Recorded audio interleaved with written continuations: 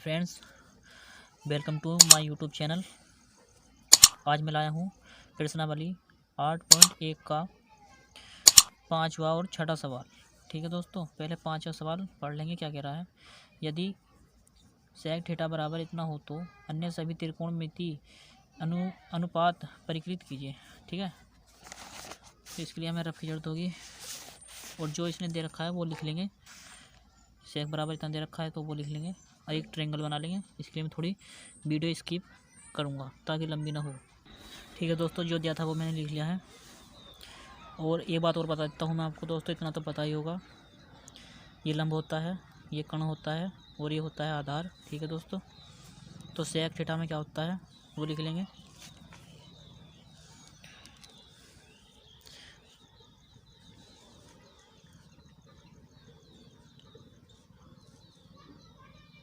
Sec theta बराबर क्या होता है दोस्तों, कण बटे आधार। तो कण क्या हो गया हमारा, तेरह। अगर हम इसकी जगह 13/12 लिख लें तो कण के सामने क्या आ रहा है 13 और आधार के सामने क्या आ रहा है दोस्तों 12। तो कण हम लिख लेंगे 13 सेंटीमीटर और आधार है 12 सेंटीमीटर। ठीक है दोस्तों, पाइथागोरस परिमेय के सूत्र से इसे हल कर लेंगे, पाइथागोरस परिमेय से। ठीक है दोस्तों, तो इसमें क्या दिया है हमें, कण और आधार, क्या आधार है और कण है। इसमें लंब ज्ञात करना है तो लिख लेंगे कण की जगह कण क्या दिया है, कण दिया है 13 सेंटीमीटर स्क्वायर बराबर आधार दिया है दोस्तों 12 सेंटीमीटर प्लस लंब हमें ज्ञात करना है का स्क्वायर। जब हमें कोई चीज़ ज्ञात करनी होती है तो हम बराबर के इस साइड ले जाते हैं।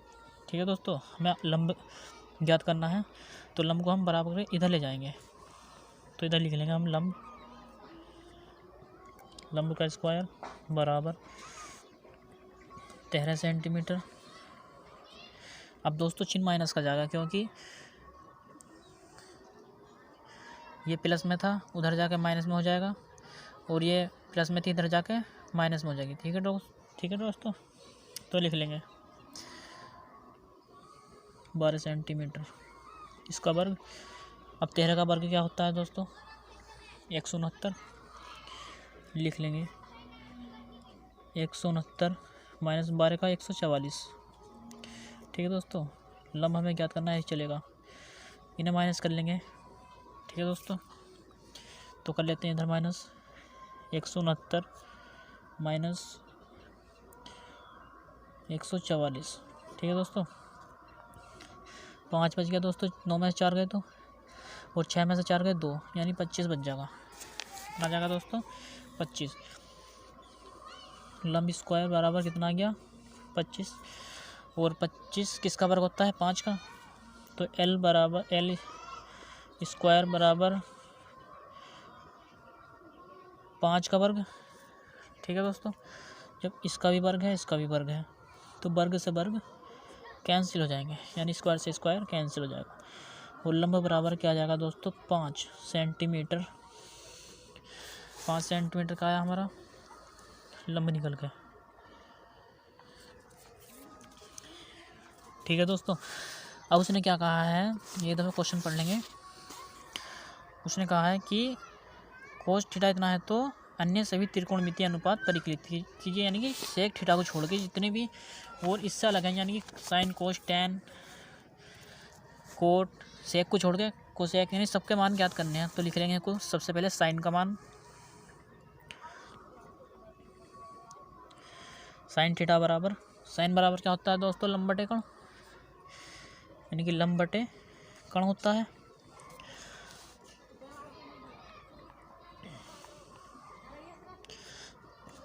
तो ठीक है दोस्तों, लंब क्या है हमारा चित्र में देख लेंगे।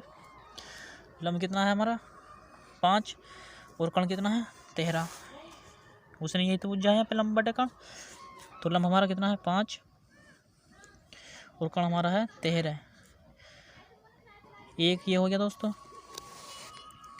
कोस का, कोस थीटा बराबर, कोस में क्या होता है दोस्तों आधार बटे कण बराबर आधार कितना है देखते हैं दोस्तों, आधार कितना है 12 और कण कितना है 13। ठीक है दोस्तों, तो लिख लेंगे आधार 12 सेंटीमीटर और कण जो है 13 सेंटीमीटर।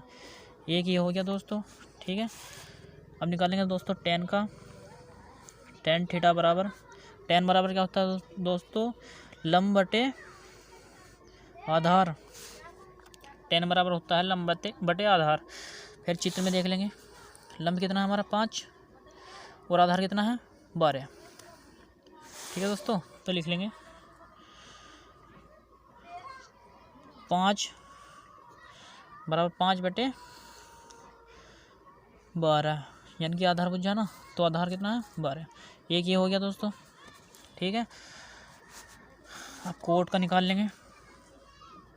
कोट थीटा बराबर, कोट बराबर दोस्तों क्या होता है, आधार बटे लंब होता है। आधार बटे लंब होता है, तो देख लेंगे आधार कितना है 5, आधार कितना है 12 और लंब 5 है, यानी 12 हो गया आधार और 5 हो गया लंब। एक ही हो गया दोस्तों।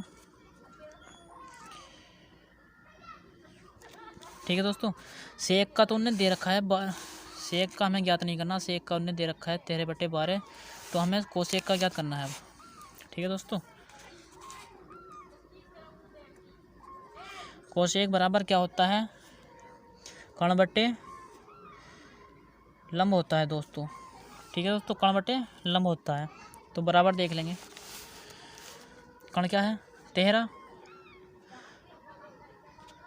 और लंब कितना है 5, 13 बटे 5 हो जाएगा, तो 13 बटे 5। ठीक है दोस्तों, एक ये हो गया हमारा। तो इन सभी के मान इतने हैं। अब पहुंचते हैं दूसरे छठे सवाल में। छठा सवाल क्या कह रहा, एक दफ़े देख लेना दोस्तों, शुरू से मैं आराम आराम से दिखा रहा हूँ, वीडियो रोक रोक के देख लेना। ठीक है दोस्तों,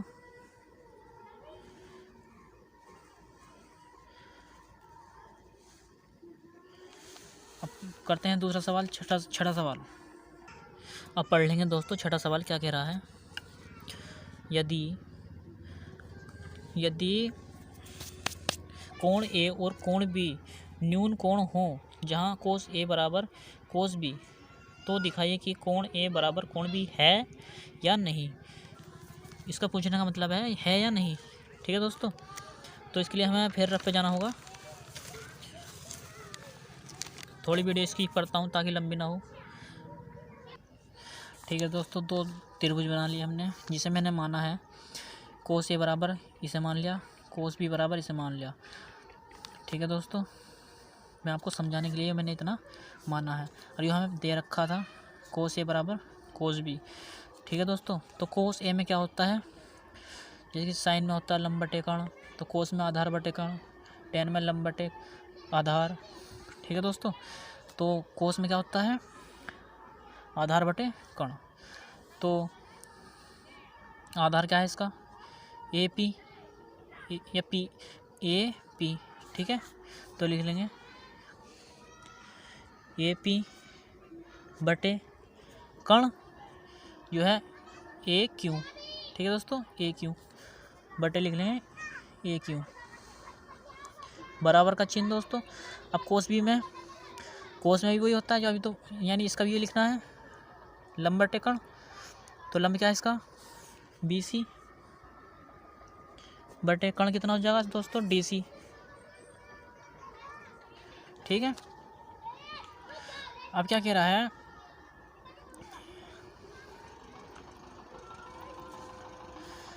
इसे मान लेते हैं।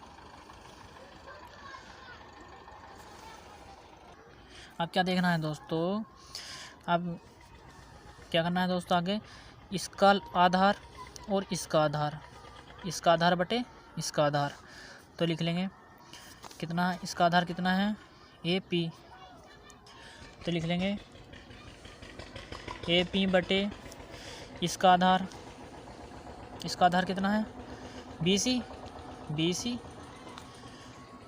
तो लिख लेंगे BC।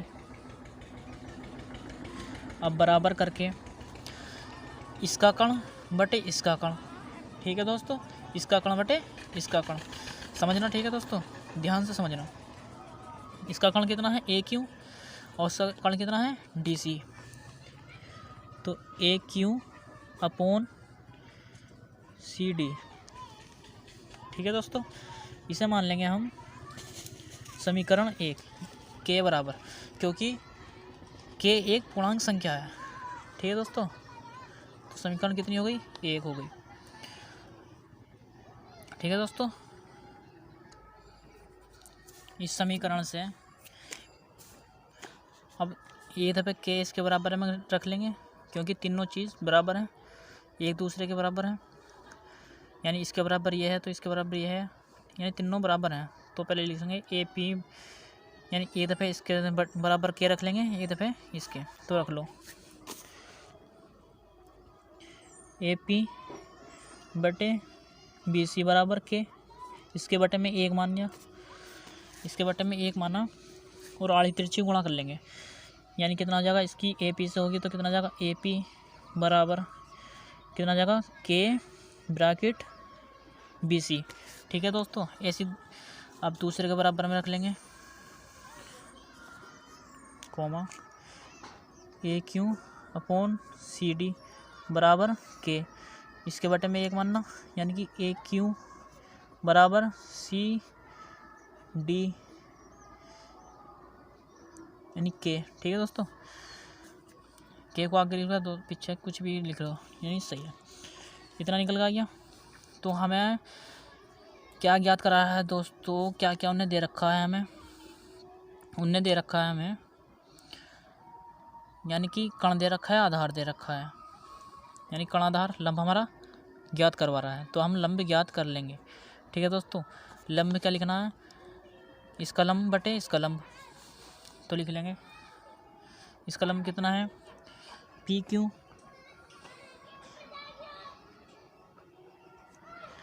बटे BD बराबर, ठीक है दोस्तों। और लंब बराबर क्या होता है, एक सूत्र होता है दोस्तों, लंब बराबर क्या होता है, लंब ज्ञात करवा रहा है, यानी कि कण का स्क्वायर माइनस आधार का स्क्वायर, ठीक है दोस्तों, बटे कण का स्क्वायर माइनस आधार का स्क्वायर, ठीक है दोस्तों। तो कण कितना है, इसका कण कितना है रख लेंगे, यानी कि ऊपर वाली संख्या में तो लिख लेंगे कोस A का और बटे में लिख लेंगे कोस B के, ठीक है। यानी कि ऊपर वाली संख्या में कण आधार कोस A के आएंगे और बटे में कण आधार आएंगे कोस B के, ठीक है दोस्तों। तो लिख लेंगे अंडर ऐसे ही PQ बटे BD बराबर अंडर कण कितना है इसका AQ का वर्ग माइनस आधार कितना है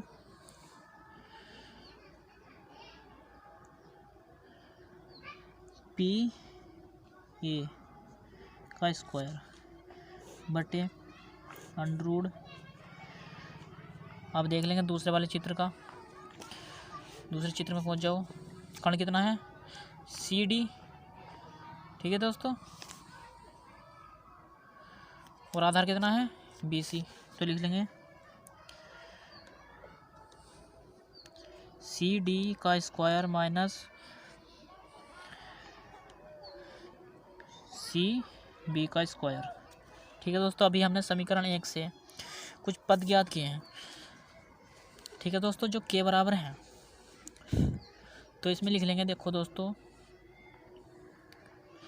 कितना आया निकल के, AQ बराबर कितना आया निकल के CD K, ठीक है दोस्तों। तो लिख लेंगे AQ बराबर, AQ है भी है तो AQ का मान लिख लेंगे, ए क्यू का मान रख लेंगे, ए क्यू बी डी। दोस्तों पी क्यू है, ये पी क्यू बराबर अंडर ऐसे ही क्या है इसका मान, के सी डी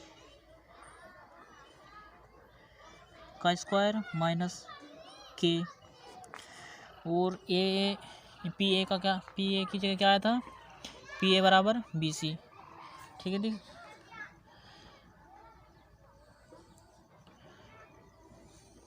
बी सी का स्क्वायर। ठीक है दोस्तों, बटे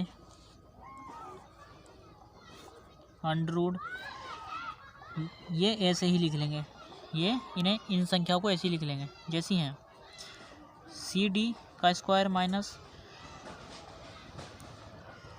सी डी का स्क्वायर। ठीक है दोस्तों, अब के हम इसमें से कॉमन ले लेंगे क्योंकि दोनों संख्याओं में के है, तो हम कॉमन ले सकते हैं। पी क्यू बटे बी डी बराबर के क्या ले लिया हमने बाहर कॉमन अंडर रूट से, अंदर क्या बच गया, सी डी का स्क्वायर माइनस बी सी का स्क्वायर। ठीक है दोस्तों, अंडर रूट नीचे क्या था, सी डी का स्क्वायर माइनस सी बी का स्क्वायर। अब देखो दोस्तों ध्यान से, ऊपर भी और नीचे भी समान संख्या बन चुकी हैं, चिन्ह भी समान है, तो आपस में ये कट जाएंगे। ठीक है, ठीक है दोस्तों, क्या बच जाएगा इधर, पी क्यू बटे बी डी बराबर बच जाएगा के। ठीक है दोस्तों, पी क्यू और बी डी बराबर बच गया के, इसे मान लेंगे समीकरण नंबर 2। ठीक है दोस्तों, इसे मान लें समीकरण नंबर 2। दोस्तों अब लिख लेंगे माना समीकरण 1 और समीकरण 2 से,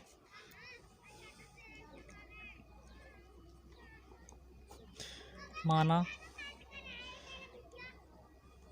समीकरण 1 व समीकरण 2 से। तो समीकरण 1 क्या थी हमारी, देख लेंगे, समीकरण 1 थी ये। ठीक है दोस्तों, इसे लिख लेंगे, क्या है,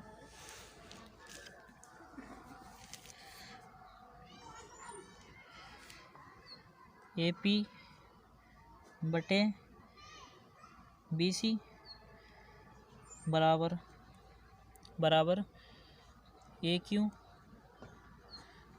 बटे सी डी, और क्या था दोस्तों, यह समीकरण 1 बराबर के था। ठीक है दोस्तों, ए पी बटे बी सी बराबर ए क्यू बटे सी डी बराबर के था।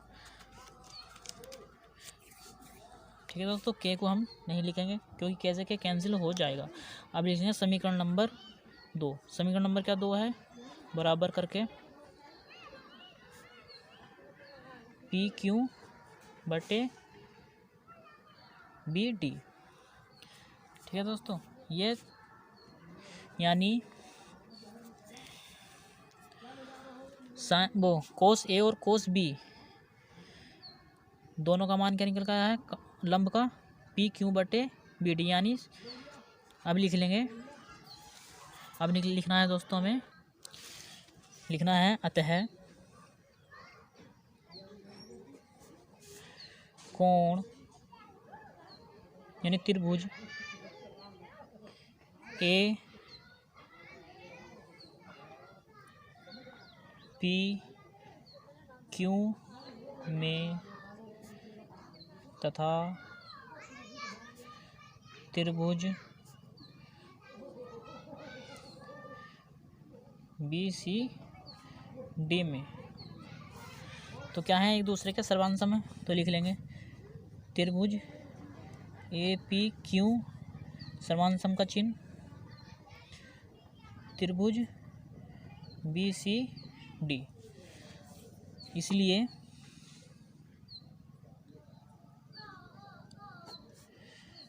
कोण ए बराबर कोण बी होंगे। ठीक है दोस्तों, कोण ए और कोण बी बराबर होंगे। ठीक है दोस्तों, एक दफ़े और देख लो इस सवाल को, मैं धीरे धीरे स्लाइड कर रहा हूँ, आप देख लेना और वीडियो रोक रोक के देख लेना।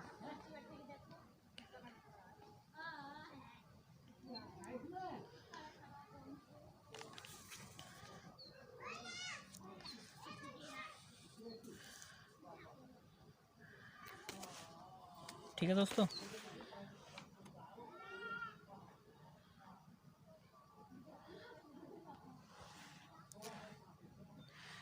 ठीक है दोस्तों, मुझे उम्मीद है आपको ये वीडियो यानी सवाल समझ में आ गया होगा। दोस्तों, चैनल को सब्सक्राइब और शेयर करना ना भूलें और बेल आइकन प्रेस ज़रूर कर दें, क्योंकि जो भी मैं नई वीडियो अपलोड करूँगा सबसे पहले नोटिफिकेशन आप पे जाएगा। ठीक है दोस्तों, और कमेंट में बताना कि इस सवाल में जो आपकी डाउट हो वो बताना। ठीक है दोस्तों, थैंक यू भाइयों। ठीक है दोस्तों।